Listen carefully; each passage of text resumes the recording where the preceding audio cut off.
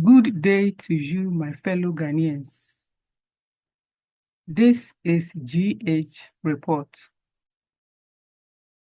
In today's commentary, we will be examining the problem of the lack of street lights in our cities. I have titled it A City in Darkness. Before we get into it, we will take our intro song and get back to you. Arise, gather youth for your country. Your nation demands your devotion. Let us all unite to uphold her and make her great and strong. We are all equal. We are all equal. We are all equal in building a motherland. Welcome back. I was in a friend's vehicle not long ago, and we were moving through a part of the city of Accra. He narrated to me how sometime last year, on a rainy night, he was driving on a particular street. It was just by sheer luck, he said, that he did not knock down a young lady who had been crossing the street at the time.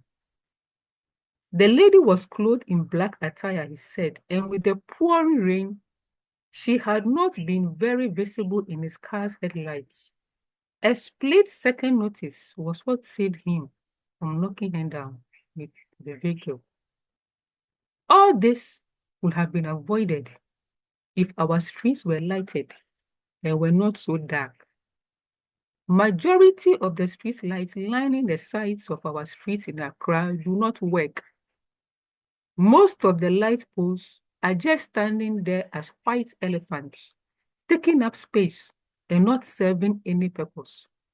These are the ones that have not yet been knocked over by vehicles or broken down and left there by the side of the street to be rubbish or scrap metal.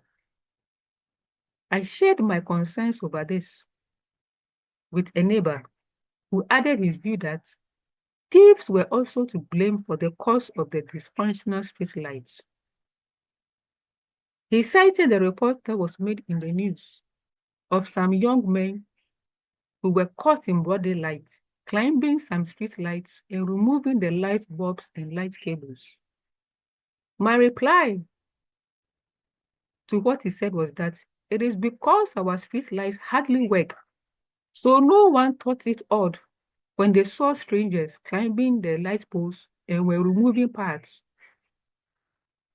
If we had uniform officials in charge of maintenance of our street lights, it would be noticeable when strangers are seen climbing light poles. I noticed someone's complaint on this matter of street lights on social media. He is a YouTuber who has traveled to many countries, and so he has seen how other cities look like. In the statement he made, he said, Accra is slowly becoming one of the darkest capital cities in the world.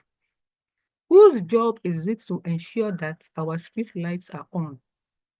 This is very embarrassing for a country that gained its independence in 1957, 68 years ago. Ghanaians deserve better. Fix the street lights, he said. So I asked the question, whose job is it that our street lights are on?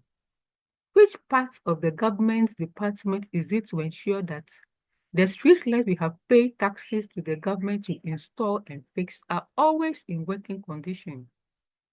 Is it the Department of Urban Planning to see to it, or is it a department under the Ministry of Interior to see to it, or is it the job for the Ministry of Roads?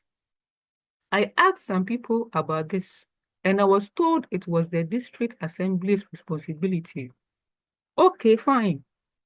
But which division of the District Assembly then? And do they receive regular funding for the work to be done? with a lot of calls being made by Ghanaians for the city street lights to be fixed.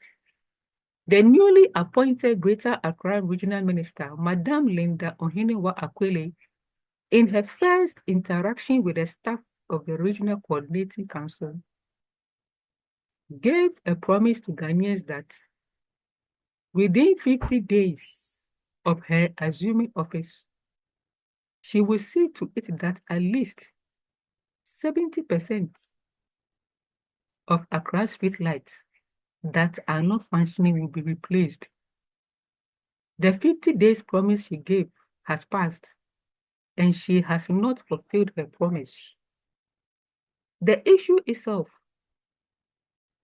is not the rash decision to get the lights fixed, but rather the setting up of a maintenance division and earmarking funds to it to ensuring ongoing maintenance is done on the street lights.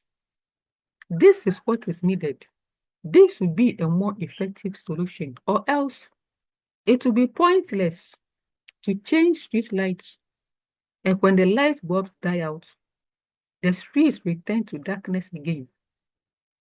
The sad part of this issue is that when Ghanaians on social media are demanding for services promised to the Ghanaian people to be fulfilled by government, they receive attacks from other Ghanaians who accuse them of making the government to look unpopular and incompetent. This is one of the problems that is hindering our development. That when a person demands accountability of the taxes Ghanaians pay for services to be delivered, some persons affiliated with a political party in government thinks it their work to launch verbal attacks on anyone who will bring the inefficiency of the government to light. We are all Ghanaians and wanting for improvement in our country's infrastructure that will benefit every one of us, regardless of which political power we are wearing, should be lauded and not disparaged. If we do not demand that our government work or do the work for which they were voted for, what was the use of voting them into office? This urgent need for street lights working need to be utmost in our concerns. For many of our elderly can no longer drive at night because of their dim eyesight. The streets being so dark, they are not able to see clearly. The bushes lining some of the sides of the streets have become hiding places for thieves who jump on passengers that get out of commercial vehicles and rob them of their possessions. If there were street lights on the streets, all these problems would have been dealt with. As Ghanaians, we deserve better. We need to ask for better.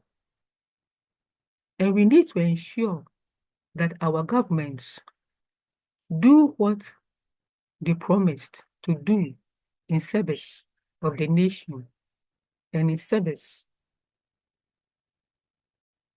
of the lives of the citizens. This is G8 Report. Thank you for listening. Till we meet another time, have a good day.